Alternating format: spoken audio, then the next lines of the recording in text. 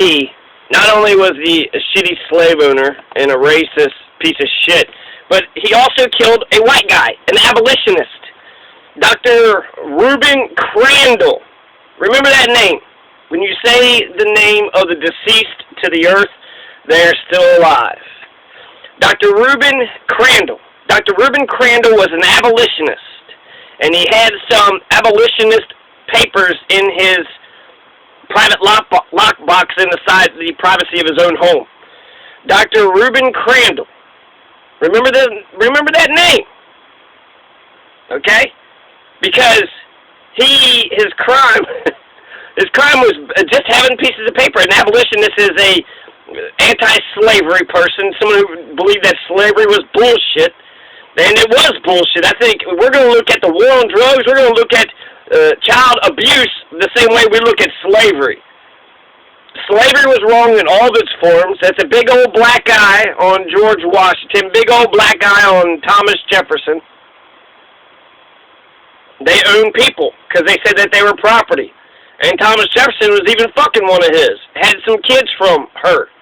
What about old George Washington? Was George Washington fucking his? What about Francis Scott Key?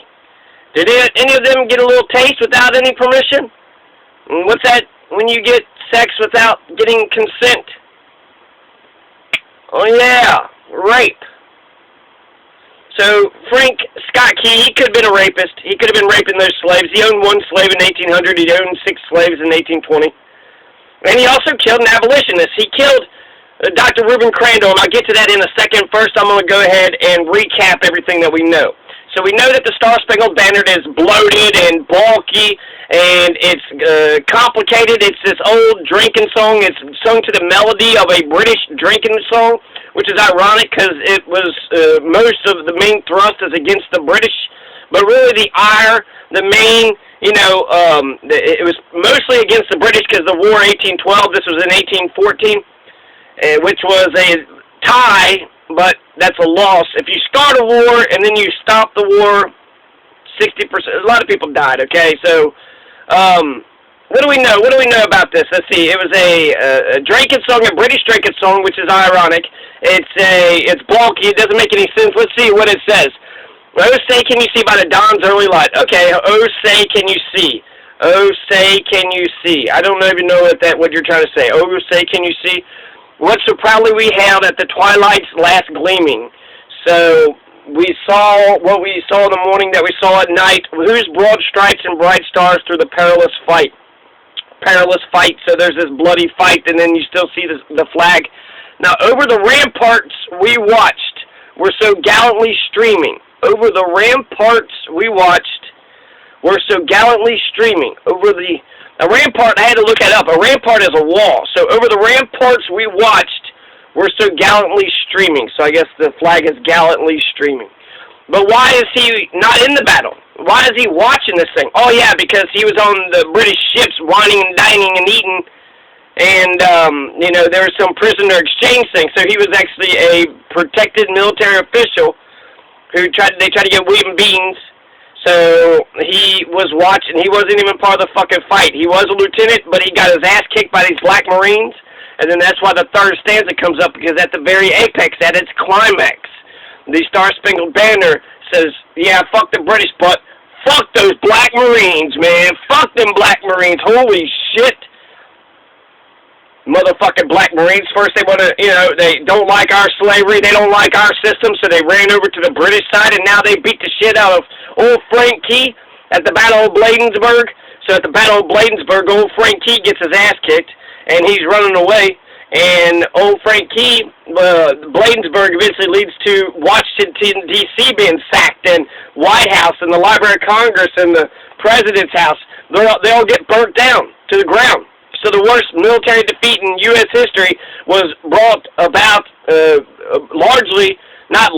but in addition to the Black Marines. The Black Marines were there, but the whole British fleet was there. The entire Imperial Navy and Army were there, but so were the Black Marines, and that's what irked old Frank Key the most. It wasn't just the British he hated, not the entire British Army, Royal Navy. No, he didn't care about them. In fact, he was behind the line, the 50 ships. That's what he saw the Battle of Fort McHenry, or the sack of Baltimore. He saw the sack of Baltimore from behind the 50-ship Royal Fleet.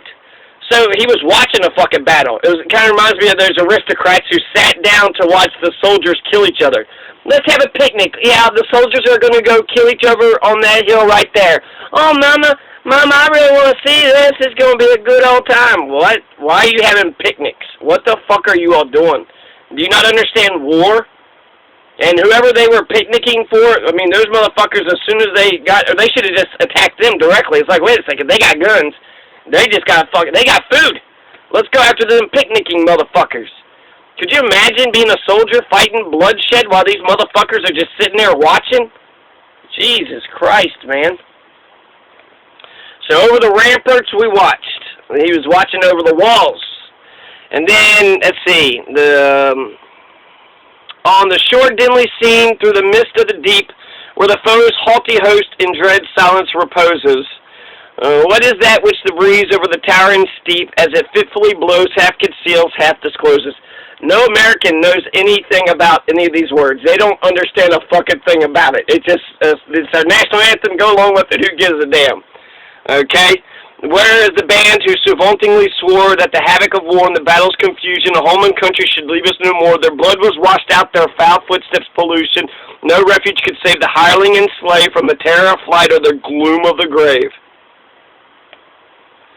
And the fourth stanza. Oh, thus be it ever when freemen shall stand between their loved homes and the war's desolation, blessed with victory and peace, may the heaven-rescued land. This is our motto, in God we trust.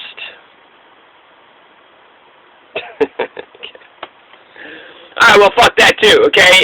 No, I don't trust in God. There's no fucking God. You believe in an invisible man, so fuck you and your invisible man, and fuck your stupid-ass ways. You know, you're absolutely wrong. You're fucking brainwashed, and it's you damn religious people that have been discriminating against homosexuals. You got the religious freedom law, so you're allowed to beat the shit out of your kids with wire hangers.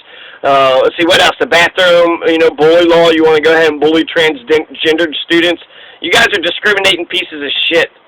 And frankly, I don't like it. Frankly, I think that it's much more difficult to shame somebody as if there's something wrong with them. There's some sickness or something wrong with them that you have to, say shame, shame, shame. Yeah, people need to be punished for their crimes. I'm not saying that. What I am saying is that some people act like it's much more difficult to put yourself in the position of a monster than it is, it's easier to say, Hitler, he's a piece of shit.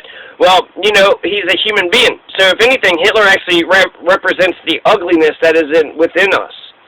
And it's much more difficult to recognize that than it is to say shame, shame, shame on you. And so that's why I hate when people call each other faggots. Like, I can't stand people that do that. First of all, I think you're the biggest faggot in terms of, if you say faggot is someone who likes their own sex.